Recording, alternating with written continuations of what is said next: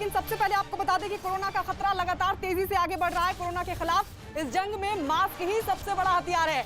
News 18 आप सभी से अपील कर रहा है कि मास्क जरूर पहने। न्यूज 18 ने मास्क के लिए एक मुहिम भी शुरू की है, #मास्क पहनो इंडिया। न्यूज 18 आप सभी से अपील करता है कि मास्क जरूर पहने, क्योंकि सावधानी ही सबसे बड़ा बचाव है।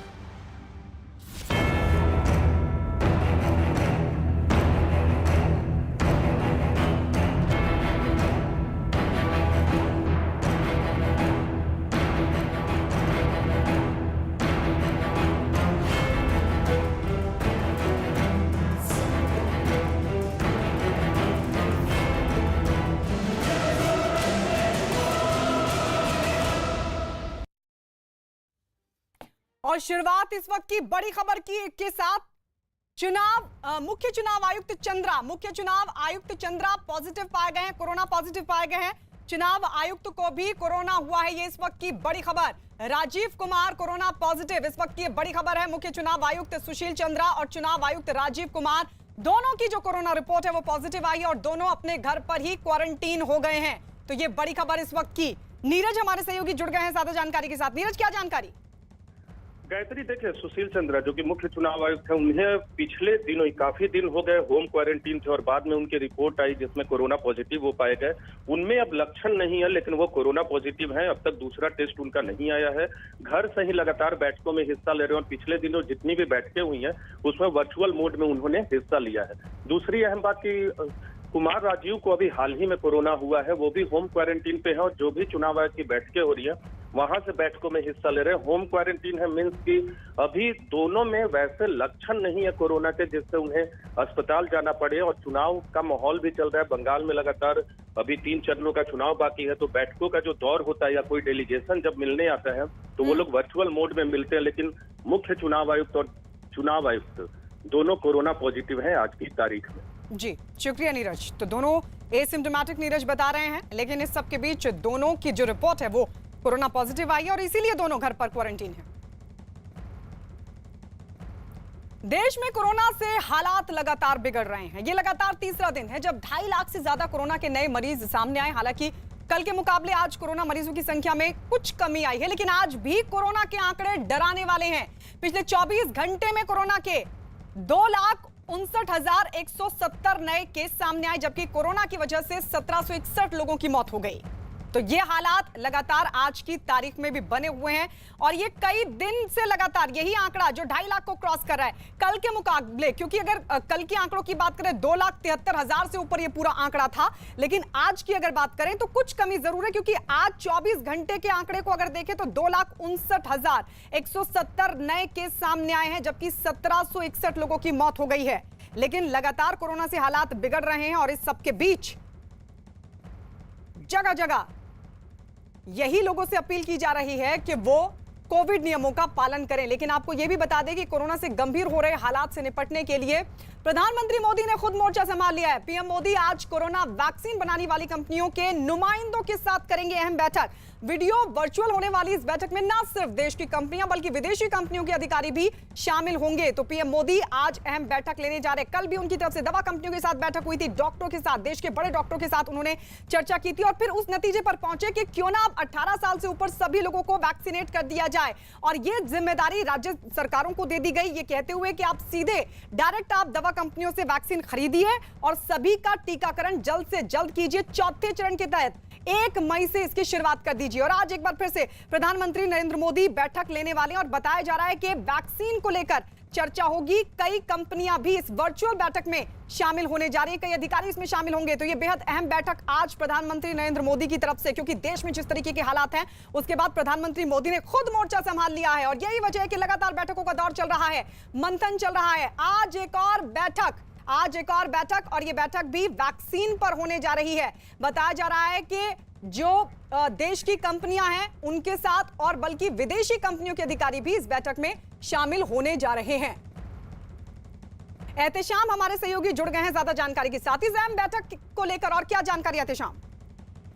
देखिए, कल जो सरकार ने फैसला किया था कि 18 साल से ज्यादा उम्र के जो भी लोग हैं उनको अब वैक्सीन दी जा पाएगी, तो इसके लिए सबसे बड़ी चुनौती सरकार के सामने ये है कि ज्यादा से ज्यादा तादाद में वैक्सीन हमारे यहाँ पूरे देश में मौजूद हो, उपलब्ध हो। इसीलिए सरकार अब जितनी भी ये वैक्सीन बनाने वाली कंपनीज है, चाहे वो देश की हो या बाहर विदेशी कंपनी हो, उन सब के साथ आज प्रधानमंत्री मीटिंग करेंगे। वर्चुअल मीटिंग होगी ये वीडियो कॉन्फ्रेंसिंग के जरिए। उसमें सरकार ये जानने की कोशिश करेगी कि किस तरह की फैसिलिटी उनके पास अभी इन कंपनियों के पास है मैन्युफैक्चरिंग के लिए और क्या उनको जरूरत पड़ सकती है। उसी आधार पर सरकार आगे की नीति बनाएगी। इसीलिए आज ये मीटिंग हो रही है। शुक्रिया एहतेशाम ये तमाम जानकारी हमें देने के लिए। लेकिन आपको बता दें, कोरोना से बदतर होते हालात के बीच केंद्र सरकार ने बड़ा फैसला लिया है। केंद्र सरकार ने 1 मई से 18 साल से ज्यादा उम्र के लोगों को भी टीका लगाने की मंजूरी दे दी है। यानी कि 1 मई से शुरू होने वाले वैक्सीनेशन के तीसरे फेज में, वैक्सीनेशन के चौथे फेज में वैक्सीन खुले बाजार में मुहैया करा दी जाएगी। हालांकि ये टीका उन्हीं को मिलेगा जो इसके लिए पूरे प्रोटोकॉल का पालन करेंगे और कोविन प्लेटफॉर्म पर अपना रजिस्ट्रेशन भी करवाएंगे। और इसमें जिन लोगों को दूसरी डोज नहीं दी गई है, पहले उन्हीं को प्राथमिकता दी जाएगी। इसके लिए राज्य सरकारों को भी सीधा टीका बनाने वाली कंपनियों से वैक्सीन खरीदने का अधिकार भी अब दे दिया गया है। यानी टीका बनाने वाली कंपनी अपने उत्पादन का 50% हिस्सा राज्य सरकारों को बेच सकेंगी, जिसे खुले बाजार में भी पहले से तय कीमतों पर मुहैया कराया जा सकेगा। वहीं केंद्र सरकार भी अपने हिस्से के 50% टीके राज्य सरकारों को देगी। अच्छा है और लगना चाहिए, सभी के लगना चाहिए, क्योंकि इस कोरोना की जैसी बीमारी है, इससे सब बचे रहेंगे। और बच्चे हो, बड़े हो, कोई भी हो, वैक्सीन तो सबके लिए ज़रूरी है, तो सभी को लगना चाहिए। युवाओं को ज़्यादा लगना चाहिए, क्योंकि इस टाइम की जो वेव है ये तो युवाओं को ज़्यादा प्रभावित कर रही है। इस वजह से बहुत ज़रूरी है। अच्छी बात। हर गुजरते दिन के साथ दिल्ली के हालात भी कोरोना से बिगड़ते जा रहे हैं, क्योंकि पिछले 24 घंटे में रिकॉर्ड 240 लोगों की जान चली गई, जो महामारी शुरू होने के बाद से एक दिन में मरने वालों का सबसे बड़ा आंकड़ा है अब तक का। इतना ही नहीं, दिल्ली में पिछले 24 घंटे में 23,500 से ज्यादा नए केस भी सामने आए हैं। पॉजिटिविटी रेट बढ़कर 26% को क्रॉस कर चुका है। हालात बिगड़ रहे हैं और इस सब के बीच मुख्यमंत्री अरविंद केजरीवाल ने दिल्ली में 6 दिनों के लिए, यानी कि 26 अप्रैल सुबह 5 बजे तक के लिए लॉकडाउन लागू कर दिया। इतना ही नहीं, बच्चों को कोरोना से बचाने के लिए वक्त से पहले ही गर्मी की छुट्टी भी शुरू कर दी गई, जो कि 20 अप्रैल से शुरू होकर 9 जून तक चलेगी। इतना ही नहीं, सरकार ने ऑक्सीजन सिलेंडर, रेमडेसिविर इंजेक्शन की निगरानी के लिए कंट्रोल रूम भी बनाने का फैसला किया है। और इस वक्त हमारे साथ अलग अलग जगहों से हमारे सभी सहयोगी जुड़ चुके हैं। जावेद मंसूरी दिल्ली से हमारे साथ लाइव हैं, पारस धामा मुंबई से हमारे साथ जुड़ चुके हैं, इसके अलावा अहमदाबाद से जनक दवे हमारे साथ है और भोपाल से मनोज शर्मा हमारे साथ जुड़ चुके हैं। लेकिन सबसे पहले जावेद, आपके पास आते हुए जरा दिखाई, क्योंकि मेरे ख्याल आप आनंद विहार पे खड़े हैं, क्योंकि कल देर रात भी मैंने वो तस्वीर देखी कि बड़ी संख्या में लोग वहां पर मौजूद थे अपने घरों की तरफ लौटने के लिए। आज स्थिति क्या दिखाई देती है वहां? देखिए, कल हमने देखा कि बहुत ज़्यादा लोग थे। आज जब सुबह पहुंचे हैं तो आज भी पलायन का सिलसिला जारी है। हम आपको तस्वीरें दिखाना चाहेंगे आनंद विहार फुटओवर ब्रिज से। अगर मैं आपको दिखाऊं, जो लोग अभी भी आ रहे हैं अपने सिर और कंधों पर सामान लाद कर, लगातार लोग अपने घरों को लौट रहे हैं। आप तस्वीरों में देखिए, मैं आपको इधर की तरफ दिखाना चाहूँगा। आनंद विहार से लगा हुआ ही कौशाम्बी बस डिपो है।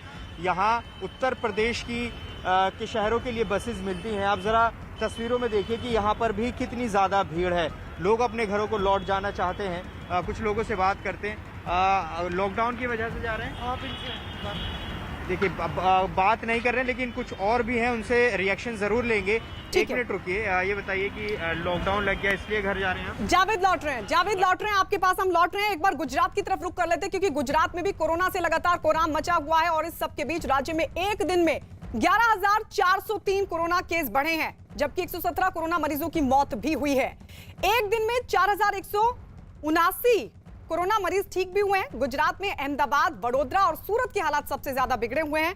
अहमदाबाद में सबसे ज्यादा 4,258 कोरोना मरीज मिले हैं, जबकि 23 लोगों की मौत हुई है। अहमदाबाद में नगर निगम के आदेश के बावजूद निजी दफ्तरों में 50% से ज्यादा स्टाफ बुलाने पर कड़ी कार्रवाई करते हुए 5 दफ्तरों को सील कर दिया गया है। तो वहीं गुजरात सरकार ने आरटीपीसीआर टेस्ट की कीमतों में कटौती की है। अब 700 में आरटीपीसीआर टेस्ट होंगे, यानी कीमतों में अब कमी कर दी गई है। उद्देश्य साफ है कि ज्यादा से ज्यादा टेस्ट बढ़ें।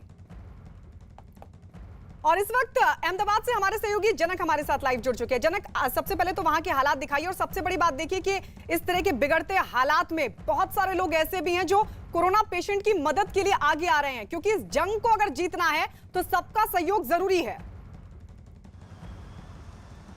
बिल्कुल, देखिए गायत्री, सरकार अपनी ओर से कोशिशें कर रही है, लेकिन कुछ समय से देखा गया था कि वो कोशिशें नाकाफ़ी थी, तभी तो गुजरात हाई कोर्ट को इंटरवीन करना पड़ा था।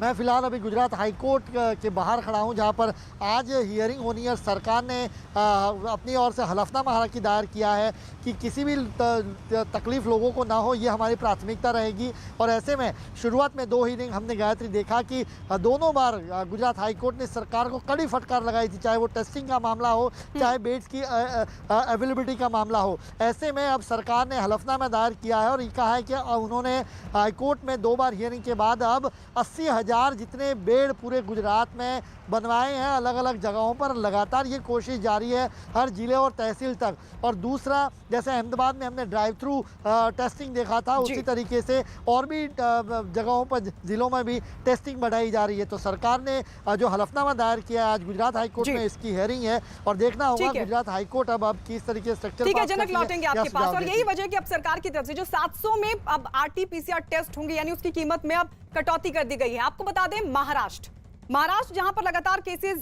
बढ़ रहे हैं, कोरोना से सबसे ज्यादा खराब हालात महाराष्ट्र की हैं और यहां पिछले 24 घंटों की अगर बात करें तो कोरोना के करीब 59,000 नए केस सामने आए। 351 लोगों की मौत भी हुई। अकेले मुंबई से 7,000 से ज्यादा केस सामने आ चुके हैं और वहां 57 लोगों की जान चली गई है। राज्य में कोरोना के 6,76,000 से ज्यादा एक्टिव केस हैं और इस महामारी से मरने वालों का जो आंकड़ा है करीब 61,000 के पास जा पहुंचा है। ये हालात उस वक्त हैं जब पूरे राज्य में लॉकडाउन की सख्त कोरोना कर्फ्यू लगाया गया है। लेकिन इसके बाद भी कोरोना की जो रफ्तार है वो थमने का नाम नहीं ले रही है।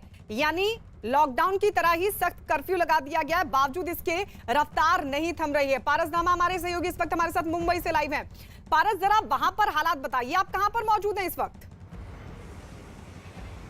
गायत्री, हम कांदिवली की एक सोसाइटी में मौजूद हैं। यहाँ जिस तरीके से पूरे मुंबई में जिस तरीके से हालात बने हुए हैं, बद से बदतर जो हालात हैं उससे जूझ रही है मुंबई के लोगों में। जो भी कोविड पेशेंट्स हैं उनको बेड नहीं मिल रहे हैं, एक तरफ ऑक्सीजन की कमी हो रही है, वहीं बहुत सारी जो है दिक्कतों का सामना मुंबई के लोगों को करना पड़ रहा है। बट मुंबई में कुछ लोग ऐसे भी हैं जो बिना कोई भी चार्जेस के निःशुल्क होकर लोगों की मदद करने की कोशिश कर रहे हैं। वैसे ही एक व्यक्ति जो हमारे साथ हैं जो पूरे मुंबई में लोगों को फ्री ऑक्सीजन पहुंचाने की कोशिश कर रहे हैं इस महामारी के समय पे, जहां पे कितनी दिक्कतों को अगर वो जंबो सेंटर करें या फिर प्राइवेट अस्पताल की बात करें, जहां पे बहुत ज़्यादा दिक्कतों का सामना करना पड़ रहा है ऑक्सीजन को लेके। निक्षित शाह हमारे साथ हैं, ये पूरे मुंबई में जो है वो ऑक्सीजन पहुंचा रहे हैं। उनसे बात करते हैं। सर, कितने समय से ये पूरा जो काम है वो आप कर रहे हैं, निःशुल्क लोगों तक पहुँचा रहे हैं, कितने कॉल्स आते हैं दिन में, हमें बताएं। हम लोग mostly about 1 year first phase जो आया वो टाइम पे स्टार्ट किया था। At that time we started with 10 cylinders, then after seeing the situation we will reach up to 30 at that time only, and now in this second phase it has gone very worst, it's not available anywhere, so we have another planning of 20 to 25 cylinders that is also not available, that we may get in day or two. Further, we have got this concentrated machines, quantity is about 10 piece. Sir, आपसे हिंदी में जानना चाहूँगा कि हर रोज़ कितने numbers आते हैं, हर रोज़ कितने phones आते हैं, किस तरीके से पूरा प्रोसेस जो है वो आप करते हैं? ओके, अबाउट डेली हम लोगों को 2 फोन्स पे है, मैं और मेरा लड़का। So about 2,000 to 2,500 calls are coming. Out of that, we may be able to reply about 1,000 to 1,000 people. If we have got yes. ठीक है, बिल्कुल पारस, लौटेंगे हम आपके पास। लेकिन देखिए, ये सिर्फ इंसानियत की मिसाल नहीं बल्कि संदेश भी है कि इस लड़ाई को साथ में रहकर ही लड़ा जा सकता है। और अगर ये बात हर कोई समझ ले कि खतरा बड़ा है और सबके साथ है, तो फिर ऐसे में ना तो कालाबाजारी हो दवाइयों को लेकर, ऑक्सीजन को लेकर, और ना ही सियासत हो। इस सबके बीच मध्य प्रदेश की तरफ चलते हैं। मध्य प्रदेश में कोरोना की रफ्तार लगातार बढ़ रही है। पिछले 24 घंटे में कोरोना के 12,897 नए मरीज सामने आए हैं, जबकि कोरोना की वजह से 79 लोगों ने अपनी जान गंवा दी है। राजधानी भोपाल में सबसे ज्यादा 1694 मरीजों की रिपोर्ट पॉजिटिव आई और इसी तरह इंदौर में करीब 1700 नए केस भी सामने आए। राज्य में अब कोरोना के 74,000 से ज्यादा एक्टिव केस हो चुके हैं। मनोज हमारे साथ भोपाल से लगातार बने हुए। मनोज, जरा बताइए आज वहां पर क्या स्थिति है? गायत्री, आपने खुद ने जैसे कहा कि 75,000 एक्टिव केस होना मतलब सरकार के लिए, सरकार कहती है कि इसमें से 60% लोग जो होते हैं वो होम क्वारंटाइन होते हैं, यानी इसका जो 40% का आंकड़ा आता है वो भी करीब 32,000-33,000 केस होते हैं। सरकार अभी दावा कर रही है कि उसके पास 40,000 बेड हैं, लेकिन हकीकत उससे अलग है। अभी भी सैकड़ों ऐसे लोग हैं जिनको बेड चाहिए, जिनको ऑक्सीजन चाहिए, जिनको वेंटिलेटर चाहिए, लेकिन वो उनको उपलब्ध नहीं है। मैं 5 नंबर ये यहाँ पर शिवाजी नगर का इलाका है, देखिए अब लोगों में पूरी तरह से एक भी दुकान नहीं खुली, यहाँ तक दवाइयों की दुकानें भी बंद हैं। किस कदर दहशत है कोरोना की कि दवाइयों की दुकानें बंद, और साथ ही सिर्फ एक जो गैस सिलेंडर है वो भर मिल रहा है, इसके अलावा सब्जियां बंद, सब कुछ बंद है ये रविशंकर नगर में, ये 5 नंबर के मार्केट में। जाहिर तौर पर लोगों में खौफ है, और जो दिल्ली का अगर 26% का संक्रमण दर है तो मध्य प्रदेश में 25% से ऊपर जो पॉजिटिविटी रेट है वो डराने वाला है। गायत्री, मनोज, क्या ये जहां आप मौजूद है वहीं की ये स्थिति है या फिर आसपास की जो और मार्केट है भोपाल में, वहां पर भी इसी तरह की स्थिति देखने को मिल रही है? लोग कोविड नियमों का पालन कर रहे हैं, खुद से भी सहयोग कर रहे हैं? गायत्री, ज़्यादातर जगह अब यही हालत है, क्योंकि सवाल यही है कि लोगों को पता है कि अब जिस लोगों में मतलब एक डर है, मतलब वो डर मुझ में भी है कि अगर आप घर से बाहर निकलते हैं, अगर आप मास्क नहीं लगाते हैं और अगर आपको कोरोना होता है और आपको अस्पताल जाने की नौबत आती है तो अस्पताल में आपके लिए जगह नहीं है। बिल्कुल, और आप भी अपना ख्याल रखिए, बाकी सभी सहयोगियों से कहेंगे कि आप अपना ख्याल रखें, क्योंकि नीति आयोग की तरफ से भी ये साफ तौर पर कहा गया है कि एयर ट्रांसमिशन हो रहा है, यानी मास्क आपको पहनना ही है और आप घरों से बाहर ना निकले, बेवजह घरों से बाहर ना निकले। लगातार यही अपील की जा रही है, क्योंकि देखिए देश में हालात जो हैं वो लगातार बिगड़ रहे हैं। और इस सबके बीच एक बड़ी खबर बता दें, कोरोना पर सेना की मदद, कोरोना पर सेना अब मदद के लिए पूरी तरीके से तैयार। सेना देगी अपने अस्पताल, क्योंकि हालात बिगड़ रहे हैं। स्वास्थ्य सुविधाओं को लेकर अब ये बड़ा फैसला सेना की तरफ से राजनाथ सिंह, जो कि रक्षा मंत्री हैं, उन्होंने नरवणे से बात की है। और इस बीच ये बड़ी जानकारी मिल रही है कि सेना की तरफ से भी अब इन हालातों से निपटने के लिए पहल की गई है। सेना अपने अस्पताल देने जा रही है। रक्षा मंत्री राजनाथ सिंह की यह पहल है, राजनाथ सिंह की पहल, और इस पहल के वजह से अब सेना की तरफ से अपने अस्पताल दिए जाएंगे। संदीप बोल हमारे सहयोगी जुड़ गए हैं ज्यादा जानकारी के साथ। ये बड़ी पहल रक्षा मंत्री राजनाथ सिंह की तरफ से, संदीप क्या जानकारी? गायत्री, देखिए लगातार रक्षा मंत्री नजर बनाए हुए हैं सिचुएशन पे कि किस तरीके से कोरोना जो है लगातार फैल रहा है और उसको किस तरीके से रोका जा सके या उसको कैसे कंट्रोल किया जा सके, और जो पीड़ित लोग हैं उनको कैसे राहत दी जा सके। लगातार रक्षा मंत्री जो है सेना प्रमुख जनरल एम नरवणे और जो डिफेंस सेक्रेटरी है उनसे लगातार बातचीत कर रहे हैं। और जितने भी ऐसे स्टेट हैं जो कि जहाँ पे कि इनकी फैसिलिटीज है, खासतौर पे की जो जितने भी मिलिट्री कैंट है, वहाँ पे जितने भी अस्पताल है उनको भी कहा गया है कि वैकल्पिक व्यवस्था के लिए कि बनाए रखा जाए। हाल ही में डीआरडीओ को ये कहा गया था कि लखनऊ में जो है 2 अस्पताल बनाने के लिए 300 बेड के 2 अस्पताल बनाने की जो है खुद जो है रक्षा मंत्री ने बात कही थी, और उसके बाद बाकायदा टीम भी वहाँ गई थी। HAL जो कि भारतीय सेना के लिए जो है रक्षा मंत्रालय के लिए जो है वो काम करता है, उनको स्पेशली बोला गया है कि अलग अलग स्टेट में स्टेट गवर्नमेंट के साथ मिलकर जो है कांटेक्ट में रहे और जब भी जरूरत पड़े तो उनको वो सुविधाएं दी जा सके। गायत्री, आपको याद होगा कि पिछली बार जब कोरोना शुरू हुआ था उस वक्त भी सेना ने इसी तरीके से अपने आगे बढ़ाई थी। कई सारे क्वारंटीन सेंटर खोले गए थे और उसके बाद वहाँ पे लोगों को देखरेख की जा रही थी, क्योंकि सेना और कुछ दिन पहले ही जो है सेना ने भी एक अपने इंटरनली गाइडलाइन भी जारी की गई थी जिसमें कि अस्पतालों को तैयार रहने के लिए कहा गया था।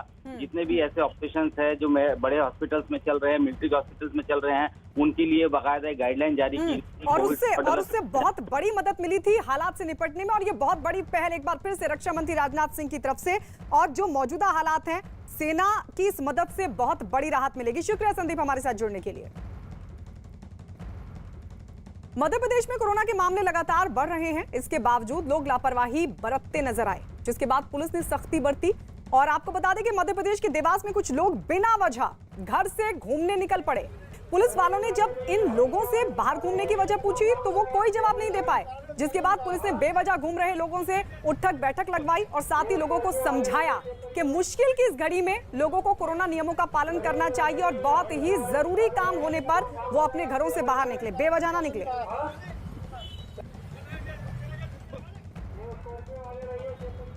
आवश्यक अपने घरों से बाहर नहीं निकले और जो जनता कर्फ्यू लगाया हुआ है, कोरोना कर्फ्यू जो लगाया हुआ है उसका पालन करें। लोग ये सुनिश्चित करें कि सोशल डिस्टेंसिंग के नॉर्म्स का पालन करें, कहीं भी सार्वजनिक स्थानों पर जाएं। इसके लिए पुलिस ने जगह जगह चेकिंग लगाई हुई है। उसी चेकिंग के दौरान जो लोग नियमों का उल्लंघन कर रहे हैं उनके ऊपर कार्रवाई की जाए। देवास जैसी हालात मध्य प्रदेश के सीधी में भी देखने को मिले। लोग बेवजह सड़कों पर घूमने निकल पड़े, जिसके बाद पुलिस ने इन लोगों को सजा दी और उनसे उठक बैठक लगवाई। पुलिस कर्मियों ने लोगों से बिना वजह घर से घूमने के लिए मना किया और कोरोना नियमों का पालन करने की उनसे अपील की। कोरोना में हर दिन इजाफा हो रहा है इसके केसेस में, जिसके बावजूद लगातार ये अपील हो रही है कि लोग कोरोना नियमों का पालन करें। लेकिन देखिए हालात मध्य प्रदेश के सीधी से, और कुछ इसी तरह की तस्वीर देवास में भी हमने आपको दिखाई, जहां पुलिस को सख्ती करनी पड़ी ना चाहते हुए भी, क्योंकि लोगों की तरफ से सहयोग ही नहीं हो रहा था। बेवजह लोग घरों से बाहर निकल पड़े। उधर प्रशासन लोगों से लगातार घरों में ही रहने और कर्फ्यू का उल्लंघन ना करने की अपील कर रहा है। बावजूद इसके कई लोग घूमने फिरने से बाज नहीं आ रहे। एक बार फिर से देखिए इन तस्वीरों को। देवास और सीधी कोरोना नियमों का उल्लंघन करने वाले ऐसे लोगों की पुलिस ने जमकर क्लास लगाई। पुलिस ने इन लोगों पर जुर्माना तो ठोका ही, सड़कों पर कान पकड़कर उठक बैठक भी लगवाई। इतना ही नहीं, पुलिस ने इन लोगों पर जुर्माना भी लगाया। तो ये दो तस्वीर देखकर आप सभी समझ लीजिए, अगर आप बेवजह घरों से बाहर निकलेंगे, आपके इलाके में कर्फ्यू है, लॉकडाउन है, और उसके बावजूद अगर आप बाहर निकलते हैं तो फिर इसी तरह का जुर्माना और इस तरह की कार्रवाई आपको फेस करनी पड़ सकती है। उधर मुंबई समेत महाराष्ट्र की 46 जेलों में कोरोना पॉजिटिव कैदियों की संख्या लगातार बढ़ी है। महाराष्ट्र की जेलों में इस वक्त 197 कैदी कोरोना पॉजिटिव हैं, जबकि 94 से ज्यादा जेल कर्मचारी भी कोरोना की चपेट में आ चुके हैं। महाराष्ट्र के जेलों में कोरोना संक्रमण से अब तक 7 कैदियों की मौत हो चुकी है, जबकि 8 जेल कर्मचारियों की भी कोरोना से मौत हुई है। पुणे की येरवडा जेल में अभी सबसे ज्यादा 36 कैदी और 14 जेल स्टाफ कोरोना पॉजिटिव हैं, जबकि मुंबई के नजदीक कल्याण में 31 और ठाणे में 21 कोरोना पॉजिटिव कैदी हैं। महाराष्ट्र के कोल्हापुर में 28, जबकि नासिक जेल में 15 कैदी और 11 जेल स्टाफ भी कोरोना की चपेट में है।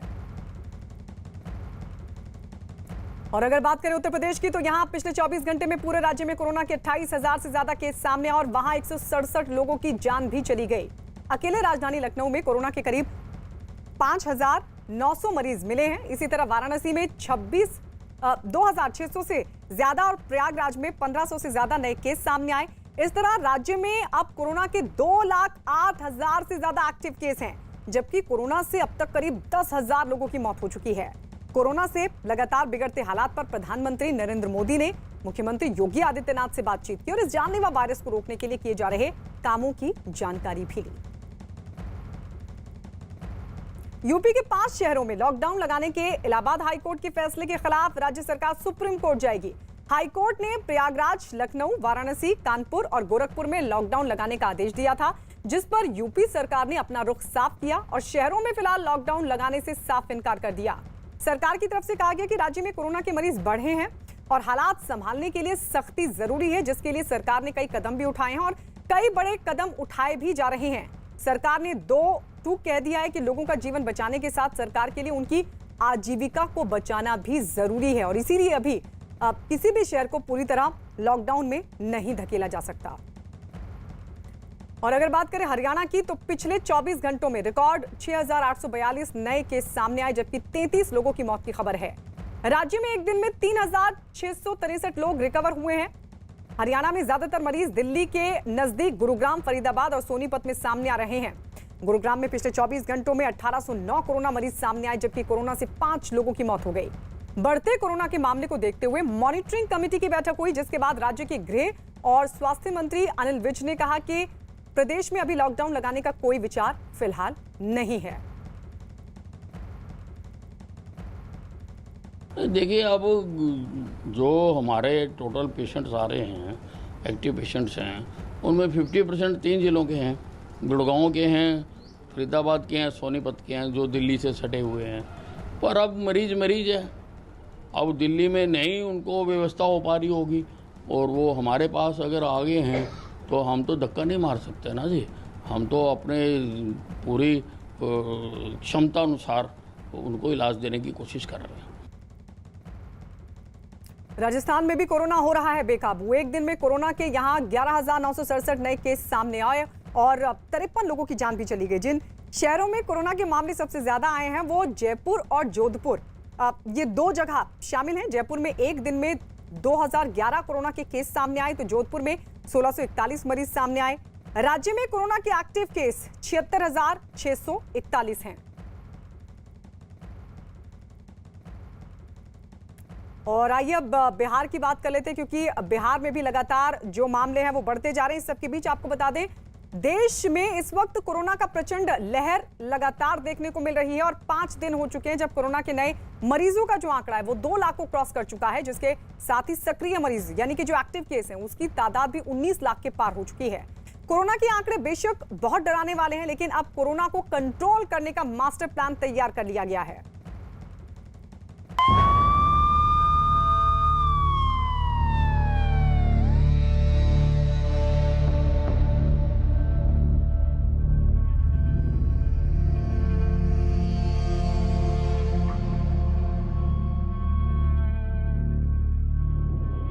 कोविड एप्रोप्रिएट बिहेवियर और कोविड मैनेजमेंट, इन्हीं चीजों पर हमें बल देना है। देश में कोरोना वायरस के खिलाफ सबसे बड़ी जंग।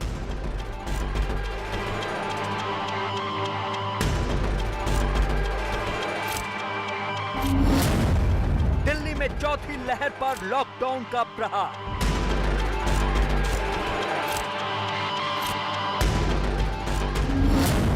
दिन के लॉकडाउन से कोरोना पर नकेल की तैयारी।